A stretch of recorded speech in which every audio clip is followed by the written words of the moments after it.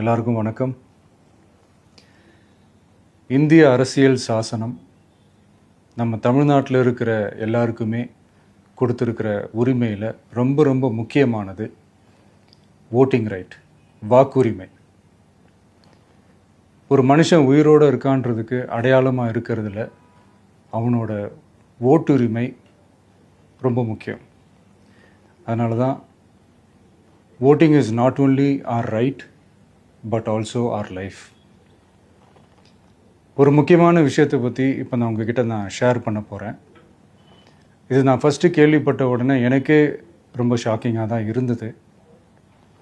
இப்போ நான் பேசிகிட்டு இருக்கிற இந்த நேரத்தில் தமிழ்நாட்டில் இருக்கிற நம்ம யாருக்குமே ஓட்டு போடுற உரிமையே இல்லைன்னு சொன்னால் நம்புவீங்களா? நான் நீங்கள் உட்பட யாருக்குமே அது இல்லை. நான் பயமுறுத்துறேன்னு நினைக்காதீங்க, அதுதான் நிஜமும் கூட. கொஞ்சம் ஏமாந்தால் நம்மளை மாதிரியே இன்னும் லட்சக்கணக்கான பேருக்கும் இதே நிலைமை தான். ஓட்டு போடுற அந்த உரிமையே இல்லாத மாதிரி ஒரு நிலைமை வந்தாலும் வரலாம். இதுக்கு மெயின் ரீசன் அந்த எஸ்ஐஆர், ஸ்பெஷல் இன்டென்சிவ் ரிவிஷன், சிறப்பு தீவிர திருத்தம். இப்போது இந்த எஸ்ஐஆர் நம்ம தமிழ்நாட்டில் எப்படி ஒர்க் ஆக போகுது?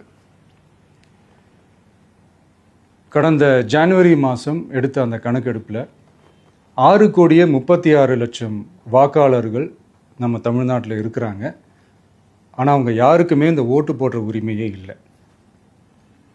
அந்த பிஎல்ஓன்னு சொல்லுவாங்க, பூத் லெவல் ஆஃபீஸர்ஸ், வாக்குச்சாவடி நிலை அலுவலர். அவங்க தான் வீடு வீடாக போய் அந்த ஃபார்மை கொடுப்பாங்க. அதை நம்ம ஃபில்அப் பண்ணி கொடுக்கணும். அதை தேர்தல் ஆணையம் அதை எடுத்துகிட்டு போய் அதை ஸ்க்ரூட்டினைஸ் பண்ணி அது எல்லாமே கரெக்டாக இருக்கான்னு செக் பண்ணி பார்த்ததுக்கப்புறம் அந்த வாக்காளர் பட்டியலை வெளியிடுவாங்க. அந்த வாக்காளர் பட்டியலில் நம்ம பேர் இருக்கணும், அப்போ தான் நம்மளால் ஓட்டு போட முடியும். அந்த புது பட்டியல் வர்ற வரைக்கும் நம்ம வாக்காளர்களான்றது அது உறுதியே செய்ய முடியாது. இன்கேஸ் அந்த புது பட்டியலில் நம்ம பேர் இல்லைன்னா அது ஒரு தனி ப்ராசஸ், அது ஒரு தனி ஃபார்ம், அது ஒரு தனி கிளைம்ன்ற மாதிரி அது ஒரு வேறு வேலை. ஸோ இந்த மாதிரி நிறைய சிரமங்கள் குழப்பங்கள் இருக்கிறதுனால மக்களுக்கு இது மேலே ஒரு கன்ஃபியூஷன் ஒன்று இருக்குது. இது என்ன வெரிஃபிகேஷனா இல்லை ஒரு மறைமுக ரீரெஜிஸ்ட்ரேஷனா இல்லை இது ஒரு நியூ ரெஜிஸ்ட்ரேஷன் மாதிரியே தானா அப்படின்ற மாதிரி நிறைய கன்ஃபியூஷன் இருக்குது. அவங்க செய்ய வேண்டியதெல்லாம் ஒன்று தான். இந்த மாதிரி வீடு வீடாக போய் அந்த என்யூமரேஷன் ஃபார்ம் நம்ம ஃபில்அப் பண்ணி கொடுக்கும்போது அதுக்கான அக்னாலேஜ்மெண்ட்டை அந்த பிஎல்ஓ அந்த ஆஃபீஸர்கிட்ட இருந்து நீங்கள் வாங்கிக்கணும். அது ரொம்ப ரொம்ப முக்கியம். இது நான் சொல்கிறது வாக்காளர் பட்டியலில் ஆல்ரெடி உங்கள் பேர் இருக்கிறவங்களுக்கு நான் சொல்கிறேன். இப்போ புது வாக்காளர்கள், ஃபஸ்ட் டைம் ஓட்டர்ஸ், அவங்களுக்கு ஃபார்ம் 6ன்னு ஒன்று இருக்குது. அதை நீங்கள் ஃபில்அப் பண்ணி நீங்கள் உங்கள் ஏரியாவில் இருக்கிற சம்மந்தப்பட்ட அந்த உங்கள் அலுவலகத்தில் நீங்கள் டைரெக்டாகவும் சப்மிட் பண்ணலாம், இல்லை நீங்கள் ஆன்லைன்லேயும் சப்மிட் பண்ணலாம். அப்படி ஆன்லைனில் நீங்கள் சப்மிட் பண்ணிங்கன்னா அதுக்கான ஸ்க்ரீன்ஷாட்டை எடுத்து வச்சுக்கோங்க. ஃபோனில் மெசேஜ் வரும், அதை சேவ் பண்ணி வச்சுக்கோங்க. அப்ராடில் இருக்கிறவங்க கூட அந்த எஸ்ஐஆர் ஃபார்மை டவுன்லோட் பண்ணி நீங்கள் அதை ஃபில்அப் பண்ணி சப்மிட் பண்ணலாம். அதுக்கான அக்னாலேஜ்மெண்ட்டை வாங்கி வச்சுக்கோங்க. ரொம்ப முக்கியமாக உங்களோட பிஎல்ஓ அந்த ஆஃபீஸர் யாருன்னு தெரிஞ்சு வச்சுக்கோங்க.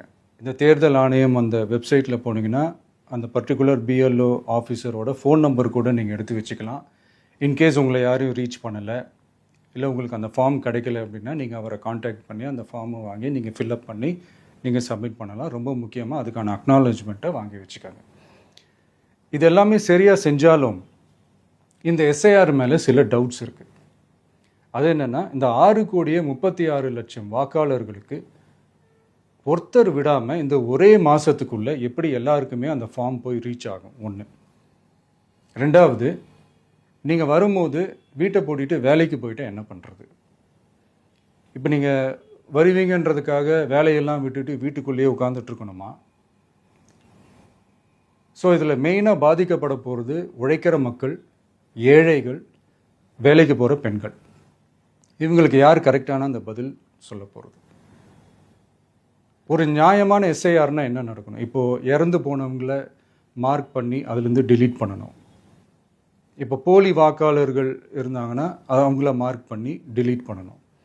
இப்போ ஆல்ரெடி ஓட்டு இருக்கிறவங்களுக்கு எதுக்கு இந்த ரெஜிஸ்ட்ரேஷன் என்ற பேரில் இவ்வளவு குழப்பங்கள் அப்படின்றதான் இங்கே கேள்வி.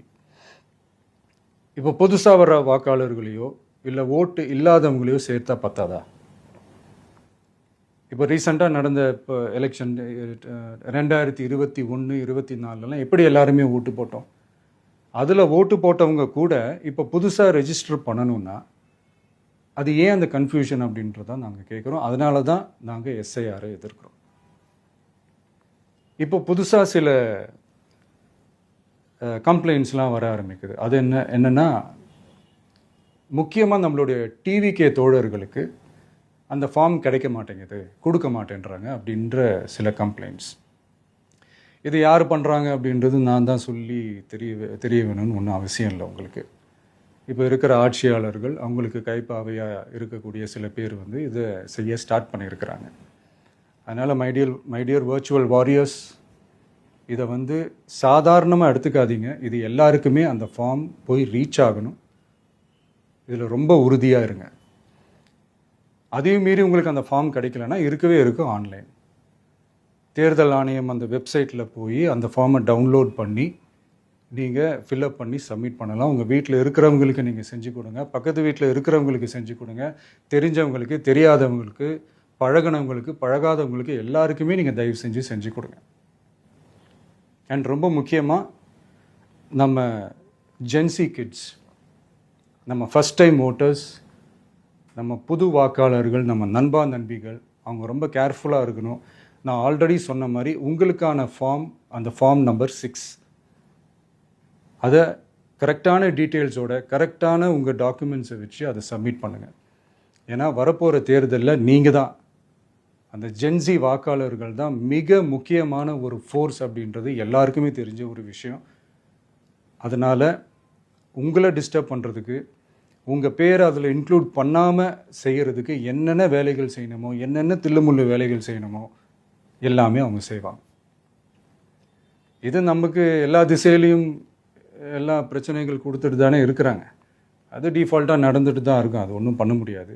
ஸோ அந்த மாதிரி ஓட்டு போடுற விஷயத்துலேயும் அவங்க என்ன உத்தரமராக மாறவா போகிறாங்க? இப்போ நான் சில மீட்டிங்ஸ்லலாம் ரிப்பீட்டடாக ஒரு விஷயம் நான் சொல்கிறேன்ல, 2 பேருக்கு நடுவில் தான் போட்டி அப்படின்ட்டு. அது மேடைக்கு மேடை அவங்க அதை ப்ரூவ் பண்ணிகிட்டு இருக்கிறாங்க. அதனால் தோழர்களே, வரப்போகிற தேர்தலில் நம்ம யாருன்னு காட்டணும், நம்ம பலம் என்னன்னு காட்டணும். அதுக்காக அந்த பலமான, அந்த பவர்ஃபுல்லான ஆயுதத்தை நம்ம கையில் எடுக்கணும். அந்த ஆயுதம் வேறு எதுவுமே இல்லை, ஓட்டு, வாக்கு, ஜனநாயகம். அது இருந்தால் தான் நம்ம அந்த வெற்றியை நோக்கியே நம்மளால் பயணிக்க முடியும். தமிழ்நாடே அந்த வாக்குச்சாவடி முன்னாடி திரண்டு நிற்கணும். அதை பார்த்துட்டு தமிழ்நாடே தமிழக வெற்றி கழகமா இல்லை தமிழக வெற்றி கழகம் தான் தமிழ்நாடா அப்படின்ற மாதிரி இருக்கணும். வீடுன்னு ஒன்று இருந்தால் தான் ஓடு மாற்ற முடியும்னு அறிஞர் அண்ணா அவர்கள் சொல்லியிருக்கிறாங்க. அந்த மாதிரி ஓட்டுன்னு ஒன்று இருந்தால் தான் இந்த நாட்டையே காப்பாற்ற முடியும். அப்புறம் இன்னொரு முக்கியமான விஷயம், அந்த எனிமரேஷன் ஃபார்ம் நீங்கள் ஆன்லைனில் நீங்கள் ஃபில்அப் பண்ணும்போது அதில் ஒரு சில ப்ராப்ளம்ஸ் வர்றதுக்கு வாய்ப்பு இருக்குது. அது உங்களுடைய ஓட்டர் ஐடியில் இருக்கிற உங்கள் பேரும் ஆதார் கார்டில் இருக்கிற பேரும் அந்த ஸ்பெல்லிங், இனிஷியல்ஸ் எல்லாமே ஒரே மாதிரி இருந்தால் தான் அது அக்செப்ட் ஆகும், இல்லைன்னா அக்செப்ட் ஆகாது. அது கொஞ்சம் கேர்ஃபுல்லாக பண்ணுங்கள். அது கொஞ்சம் யூசர் ஃப்ரெண்ட்லியாக இருக்கலாமேன்னு கேட்டதுக்கு அதெல்லாம் முடியாது, அதுக்கெல்லாம் வாய்ப்பு இல்லை, அதுக்கெல்லாம் ஆளுங்க இல்லை, பண்ண முடியாதுன்னு ரிப்ளை பண்ணிட்டாங்க. ஸோ அதனால் மைடியர் டிவிகே தோழர்களே, மைடியர் ஜென்சி படை பலமே, உஷாராக இருங்க, கான்ஃபிடெண்ட்டாக இருங்க, நல்லதே நடக்கும், வெற்றி நிச்சயம். மீண்டும் சந்திக்கும் வரை நன்றி, வணக்கம்.